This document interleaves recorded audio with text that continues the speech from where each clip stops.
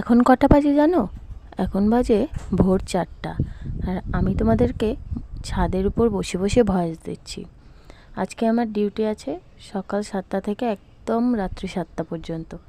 তো সেই কারণে উঠে রান্না করছি, আর ওদিকে ডাল বসিয়ে দিয়ে এসেছি।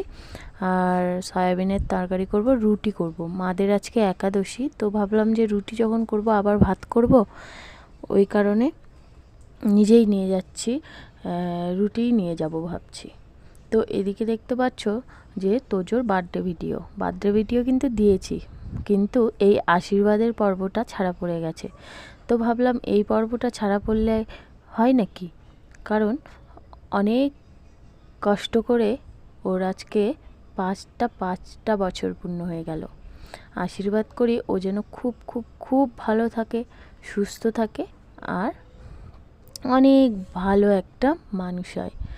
তো যাই হোক, এখানে দেখো বার্থডেতে তেমন কেউ নেই। তোজোর কাকা কাকিমা তোমাদেরকে আগেও বলেছি, আর আমার মা ভাই, আর হচ্ছে আমার বর আর আমি, এই কয়েকজন মিলেই পার্টি।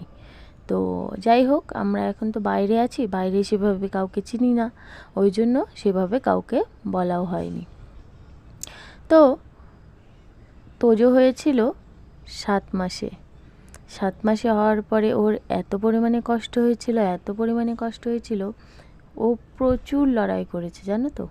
অতটুকু একটা বাচ্চা যে এত লড়াই করতে পারে, আমি নিজের চোখে না দেখলে জানতামই না।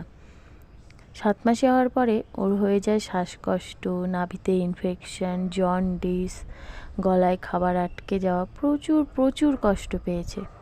কে একমাত্র বাঁচিয়েছে জানো? ভগবান। তাই আমি ভগবানকে ভীষণ পরিমাণে বিশ্বাস করি। ভগবানই একমাত্র যে ওকে ভালো রেখেছে। আমি চাই ভগবান যেন সারা জীবন ওকে ভালো রাখে, আর অনেক অনেক অনেক আয়ু দেয়, আর সুস্থ থাকে। তো দেখতে পাচ্ছ এখানে সবাই মিলে ওকে আশীর্বাদ করছে। তো যাই হোক, কি বলবো, হসপিটালে শুধু কেঁদেছিলাম। তো এইটুকুই ছিল এই আশীর্বাদ পর্বটা। তো টাটা।